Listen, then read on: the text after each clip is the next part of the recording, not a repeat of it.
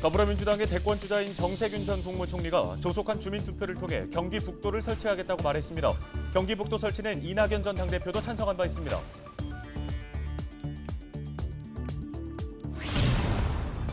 이런 가운데 의정부시의회가 경기 북도 설치 촉구 건의안을 채택했습니다. 의원 13명 전원이 발의자로 이름을 올렸는데 시의회는 건의안을 국회와 행정안전부, 경기도에 보낼 계획입니다.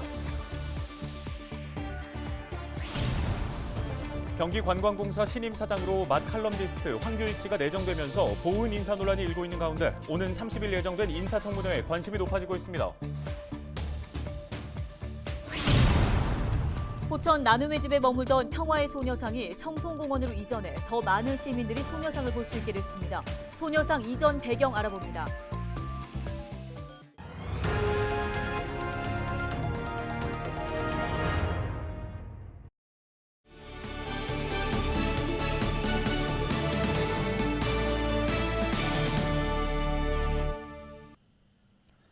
시청자 여러분 안녕하십니까? 헬로티비 뉴스입니다. 더불어민주당의 대권주자인 정세균 전 국무총리가 조속한 주민투표를 통해 경기 북도를 설치하겠다고 말했습니다. 정 전 총리는 경기 북도는 접경 지역의 특수성으로 인한 규제로 남부에 비해 낙후돼 있다며 경기 북도를 분도해 특성에 맞는 행정을 해야 한다고 설명했습니다. 정 전 총리는 이어 행정구역을 개편하려면 국회에서 법으로 하게 돼 있는데 국회에서 본격적으로 논의가 이루어지고 여기에 주민들의 지지가 뒷받침된다면 성취될 수 있다고 말했습니다. 이에 앞서 민주당 대선 후보인 이낙연 전 당대표도 지난달 경기 북도를 설치할 시기가 왔다고 판단한다며 경기도를 남도와 북도로 분도하는 방안 추진에 힘을 싣겠다고 약속한 바 있습니다. 이에 반해 이재명 경기도지사는 경기 분도는 시기상조라는 입장을 고수한 바 있습니다. 의정부시의회 제307회 임시회의가 17일 개회한 가운데 경기 북도 설치 촉구 건의안이 발의됐습니다. 건의안은 국민의힘 구구회 의원이 대표 발의하고 시의원 13명 전원이 공동 발의자로 이름을 올렸습니다.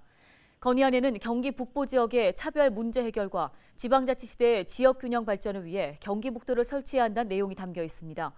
의정부시의회는 이 건의안을 국회와 행정안전부, 경기도에 보낼 계획입니다. 30대 남성을 때려 숨지게 한 혐의로 입건된 고등학생 2명이 구속을 피할 수 있게 됐습니다. 의정부 지방법원은 정확한 사망 원인과 그 사망에 피해자들이 얼마나 기여했는지 밝혀지지가 않았다며 경찰이 신청한 영장을 기각했습니다.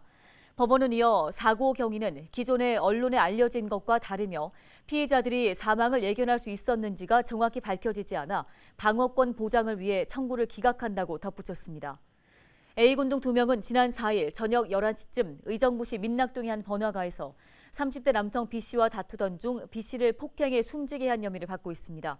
이들은 경찰 조사에서 폭행 혐의는 인정하면서도 피해자가 죽거나 다치게 할 의도는 없었다고 진술했습니다. 한 주간의 경기도 소식을 정리해드리는 주간 경기도 시간입니다. 경기도가 정부의 5차 재난지원금 지급 대상에서 제외된 소득기준 상위 12% 도민들에게 재난기본소득을 지원하기로 했습니다. 네, 경기도 특별사법경찰단이 방역수칙을 위반하고 불법으로 숙박 영업을 하는 오피스텔과 아파트를 집중 수사합니다. 한 주간 경기도 소식 김호 기자가 정리했습니다. 경기도가 정부의 5차 재난지원금 지급 대상에서 제외된 도민들에게 재난기본소득을 지급하기로 했습니다. 이재명 경기도지사는 정부의 5차 재난지원금 지급 대상에서 상위 12% 국민은 제외된 만큼 경기도 세수를 통해 제외된 도민들에게 재난지원금을 지급하겠다고 밝혔습니다. 5차 재난지원금 지급 대상에서 제외된 경기도민은 166만여 명이며 소요 비용은 4,151억 원입니다. 도는 필요한 추가 재원의 90%는 도가 충당하고 나머지 10%는 시군이 부담하기로 했습니다. 이에 따라 소요 비용은 경기도가 3,736억 원, 시군이 415억 원 부담하게 됩니다. 경기도는 시군의 재정적 어려움을 고려해 초과 세수에 따른 도의 조정 교부금 6천억 원을 시군에 조기에 배분하기로 했습니다. 경기도는 부동산 거래세와 지방 소비세 등 도의 초과 세수가 1조 7천억 원에 이른다며 재난지원금 전 도민 지급에는 문제가 없다고 밝혔습니다. 경기도 특별사법경찰단의 미신고 숙박업소에 대한 집중 수사에 나섭니다. 특사경은 다음 달 3일까지 오피스텔이나 아파트에서 불법으로 객실을 운영해 부당이익을 얻는 행위를 집중 수사할 방침입니다.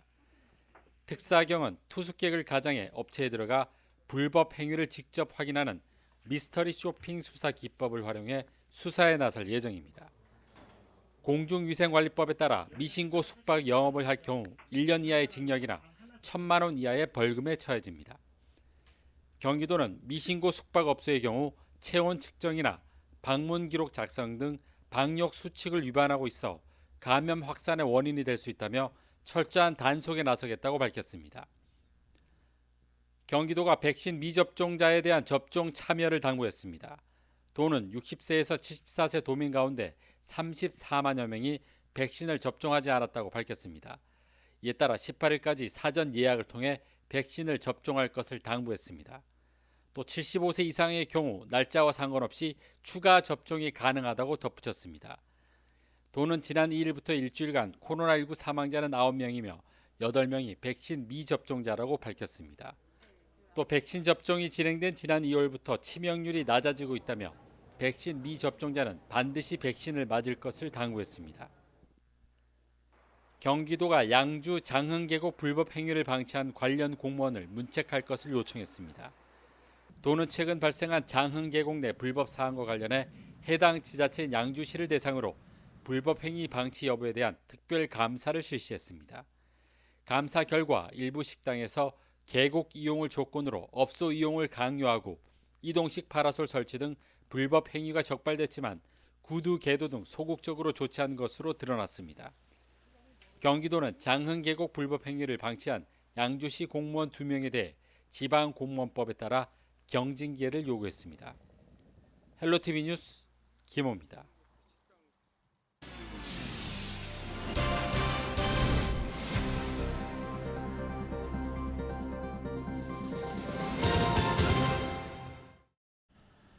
다음 소식입니다.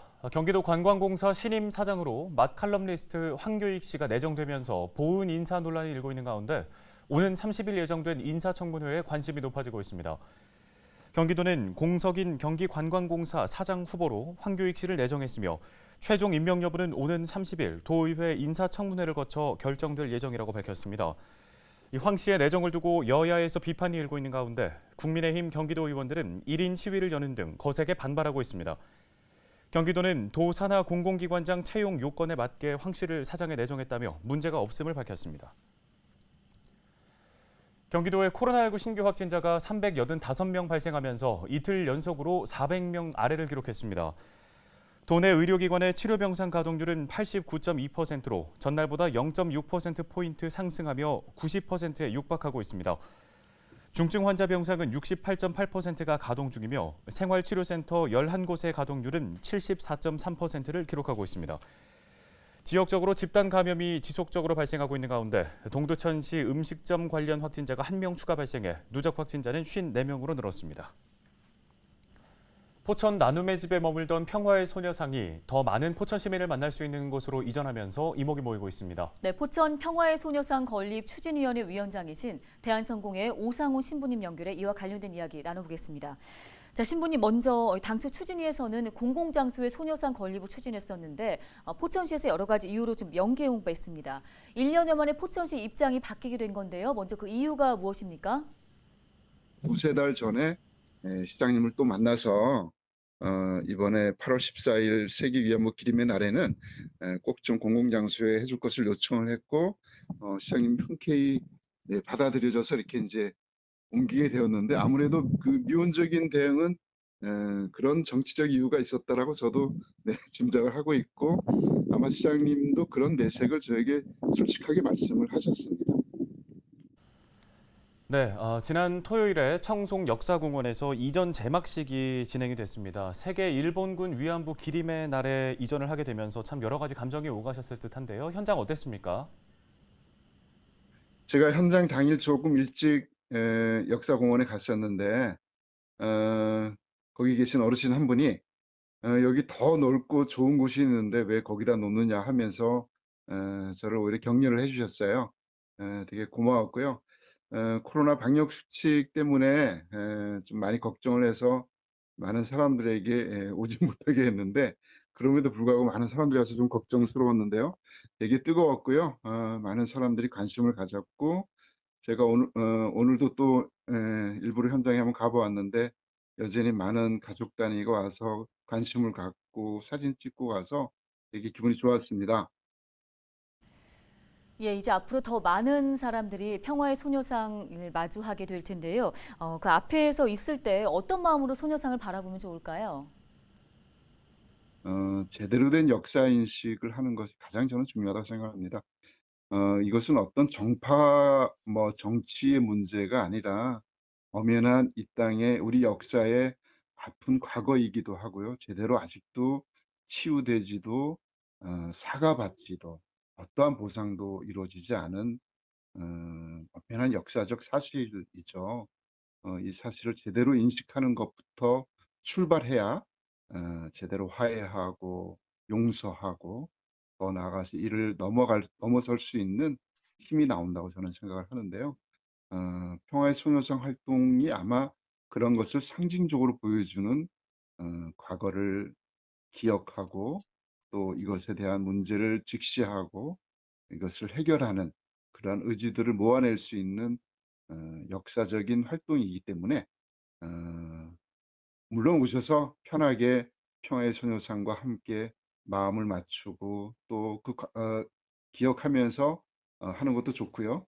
더 나아가서는 앞서 말씀드린 우리의 역사를 제대로 잘 인식하는 가운데 이 평화의 소녀상과 함께 해주셨으면 더 좋겠다. 네, 이런 말씀 드리고 싶습니다.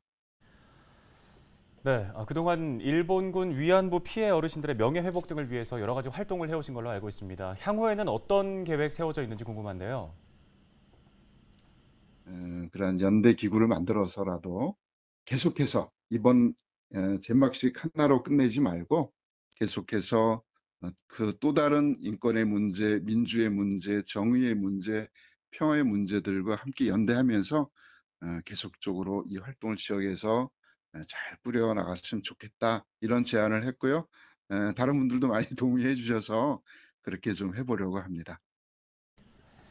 네, 관련 도움 말씀 잘 들었습니다. 지금까지 포천 평화의 소녀상 건립 추진위 오상훈 위원장이었습니다.